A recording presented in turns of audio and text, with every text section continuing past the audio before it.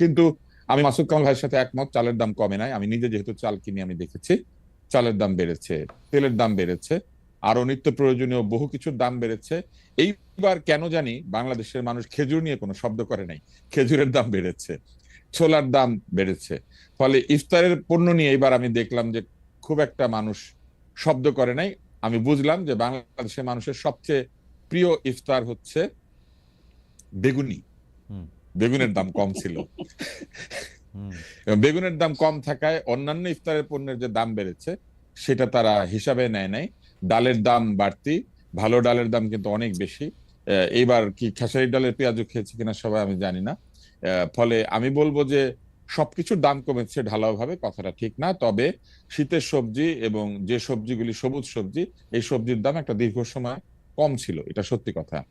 তবে এর কৃতিত্ব হচ্ছে যতখানি এই সরকারের, তার চেয়ে বেশি কৃতিত্ব হচ্ছে পালিয়ে যাওয়া আওয়ামী লীগের চাঁদাবাজদের, সিন্ডিকেট যারা চালাতো তাদের। এইবার অন্য বিষয়টাতে আসি, সেটি হচ্ছে যে আমরা ওয়াসাতে একই অভিযোগ দেখেছি এবং স্বাস্থ্য খাতে আমরা প্রচুর বদলি বাণিজ্য হতে দেখছি, যেখানে প্রচুর মানুষকে বদলি করা হচ্ছে এবং তার কিছুদিন পরে সেই বদলি ক্যান্সেল করা হচ্ছে। বদলি হুম। যদি যৌক্তিক হয়ে থাকে তাহলে কেন কয়েক মাসের মধ্যে সেই বদলি বাতিল করতে হবে? ফলে এক ধরনের সন্দেহজনক তৎপরতা আমরা প্রশাসনের মধ্যে লক্ষ্য করছি। প্রশাসনে আপনারা নিশ্চয়ই দেখেছেন যে ডিসি নিয়োগ থেকে শুরু করে নানান বিষয়ে এক ধরনের অভিযোগ শুরু থেকে উঠেছিল, যার কোনো যৌক্তিক ব্যাখ্যা এখনো পর্যন্ত এই সরকার দিতে পারেন নাই।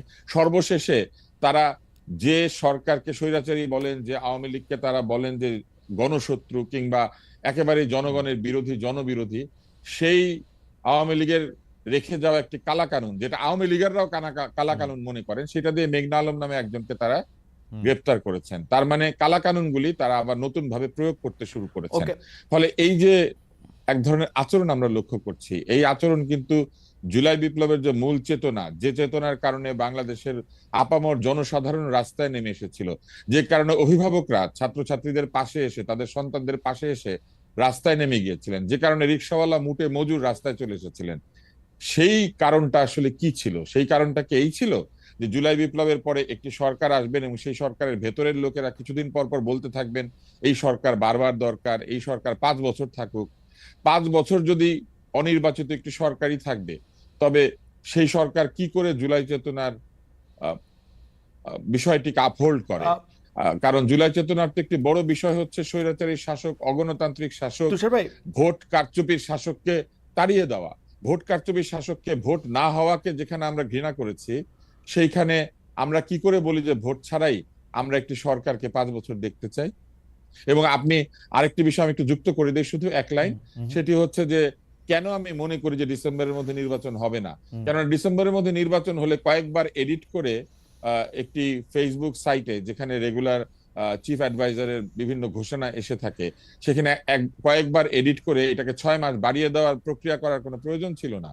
যদি ডিসেম্বরে নির্বাচন হবে এটা তারা রেখে দিতেই পারতেন। তারা বিশ্বাস করেন না যে তারা নির্বাচন ডিসেম্বরের মধ্যে দিতে পারবেন, এবং সেই কারণে আমি মনে করি যে এই বছর ডিসেম্বরের মধ্যে কোনোভাবেই নির্বাচন হবে না।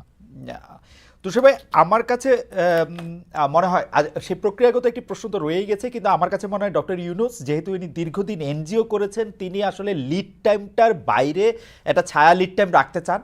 কারণ তিনি মনে করেন যে তার কথা তিনি যদি ডিসেম্বরের পরে এটা না দিতে পারেন, এটা যদি জানুয়ারির প্রথম সপ্তাহ যায়, তাইলেও তিনি কথা না রাখার দায় উনি ডেলিভারেবলসটা এরকমই রাখতে চান, এটা আমার মনে হয়। আরেকটা জিনিস হচ্ছে যে আমি প্রশ্নটা করি, সেই প্রশ্নটা হচ্ছে যে আপনি, আমি, কামাল ভাই যেভাবে গণতন্ত্র বা নির্বাচন যেটা চাচ্ছি, বিদ্যমান যে ইলেকশন সিস্টেম যেইভাবের মধ্যে থেকে আসলে 1991 সালের পর থেকেই যেভাবে আসলে নির্বাচনটা যেই প্রক্রিয়ায় হয়ে আসতেছে, একটা লেভেল প্লেইং ফিল্ড হয়তো হয়, কিন্তু তুষার ভাই আপনি বা কামাল ভাই তুমুল জনপ্রিয় হওয়া সত্ত্বেও আপনারা আসলে ভোটের জায়গায় গেলে ভোট পাবেন না, কারণ ভোটের ময়দানটা একটু ডিফারেন্ট হয়ে আছে এখন। সেটাতে আপনি ভালো বক্তৃতা দিচ্ছেন কিনা, আপনি ভালো আইন করতে পারবেন কিনা, আপনি বাংলাদেশের জনগণের জন্য কল্যাণ করতে পারবেন কিনা, এটা হচ্ছে বিবেচ্য বেশি হয়। আপনি আসলে কতটা শো অফ করতে পারতেছেন, কতটা মোটরসাইকেল দেখাতে পারতেছেন, কতটা টাকা খরচ করতে পারতেছেন, এবং আপনি কত পেশি বা টাকাওয়ালা। এই সিস্টেমটা বজায় থাকলে আপনার ইলেকশনই কি আর না ইলেকশনই কি, এইটা কি আসলে গণতান্ত্রিক হয় কিনা? তুষার ভাই আপনার কাছ থেকে শুনে আমি কামাল ভাইকে একটু শুনতে চাই, আপনি যদি 2 লাইন একটু বলেন। ইলেকশনের যে এই সিস্টেম, আমি বলতেছি যে এটা লেভেল প্লেইং ফিল্ড, এটা সবার জন্যই লেভেল হয়তো, কিন্তু আমার আপনার যেহেতু টাকা বা পেশি নাই, সেহেতু ইচ্ছা করলেও আমরা আসলে সে জায়গায় যেতে পারবো না, এবং আমরা উই আর এট মার্সি যে বড় দলগুলোর প্রধানরা আমাদেরকে নমিনেশন দিবে কি দিবে না? আপনার এই কথায় কিছুটা সত্য আছে, কিন্তু এই কথায় সত্য থাকলেও আমাদেরকে বুঝতে হবে যে আমাদের জনগণ যদি শো অফ পছন্দ করেন, যে কথা এনসিপিও বলেছে, সার্জিস বলেছে যে জনগণ এই ধরনের শো অফ পছন্দ করেন, গাড়ি নিয়ে আহ, তাদের শক্তি প্রদর্শন করলে জনগণ মনে করেন যে যিনি ভোট চাইছেন তিনি শক্তিশালী। জনগণ যদি এই বিষয়কে গুরুত্বের সাথে দেখেন, তাহলে ধরে নিতে হবে আমাদের জনগণ এরকম শাসকই চান। জনগণ যেরকম শাসক চাইবে সেই রকম শাসকই তারা পাবেন। আমরা এই জন্য নির্বাচনী ব্যবস্থাকে প্রশ্নবিদ্ধ করতে পারি না যে আমাদের জনগণ ঠিক জায়গাতে ভোট দিতে পারে না। যদি এটাই হয়, আমরা মনে করি যে জনগণ ঠিক মতো ভোট দিতে পারে না, তাহলে তো আগের সরকারের কথাবার্তাও ঠিকই থেকে যায়। তারাও তো বলতেন যে উন্নয়ন বেশি দরকার, জনগণ উন্নয়ন বুঝে না, সেই জন্য উন্নয়নের স্বার্থে ক্ষমতা ধরে রাখতে হবে। তাই একইভাবে আপনি বা আমি যদি বলি যে আমাদেরকে লোকে ভোট দেয় না, সেই জন্য ভোট বন্ধ করে রাখতে হবে, আমরা দেশ চালিয়ে দেব, তাহলে এটা কিন্তু একটা যৌক্তিক কথা হয় না। সেক্ষেত্রে আমাদের সংবিধান পরিবর্তন করে এমন একটা অবস্থা করতে হবে যে জনগণের ভোট দিয়ে আসলে নির্বাচন হবে না, অন্য কোনো পদ্ধতিতে নির্বাচন হবে। সেই পদ্ধতি কি, সেটা তো পৃথিবীতে কোনো গণতান্ত্রিক ব্যবস্থা এখনো পর্যন্ত আবিষ্কার করতে পারে নাই।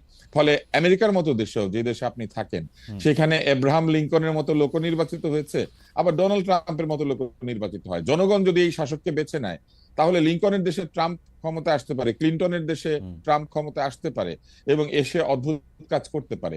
গণতন্ত্রের বিরুদ্ধে গিয়ে আমি তো এটা বলতে পারি না যে জনগণ ঠিক মতো ভোট দিতে পারে না। জনগণ যেভাবে ভোট দিতে চায়, যে দেবতা যেই প্রসাদে তুষ্ট হয়, যে ভোগে তুষ্ট হয়, হয়তো সেইভাবেই আমাদের পলিটিশিয়ানরা পলিটিক্স করেন। কিন্তু ওকে। এইখানে আমার একটা ছোট্ট বলার বিষয় আছে, সেটি হচ্ছে নির্বাচন কমিশন আমাদের এই দেশে সঠিক নির্বাচনের যে রুলস অ্যাপ্লাই করতে বলেছেন, যেখানে হলফনামা দিতে হয়, আয়ের সঠিক উৎস ঘোষণা করতে হয়, অতিরিক্ত খরচ করলে সেই খরচকে প্রশ্ন করে প্রার্থীকে শাস্তি দেওয়া যায়, এই জিনিসটা চালু করলেই কিন্তু লেভেল প্লেইং ফিল্ডের সাথে সাথে আমাদের মতো লোকেরাও নির্বাচন করতে পারে।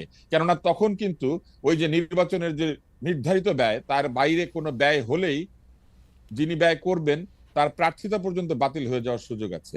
নির্বাচন কমিশন এবং সরকার লেভেল প্লেইং ফিল্ড তৈরি করেন এক অদ্ভুত ভাবে। তারা বড় দলগুলিকে লেভেল প্লেইং ফিল্ডে এনে লেভেল খরচ করার একটা সুযোগ তৈরি করে দেয়। রাইট।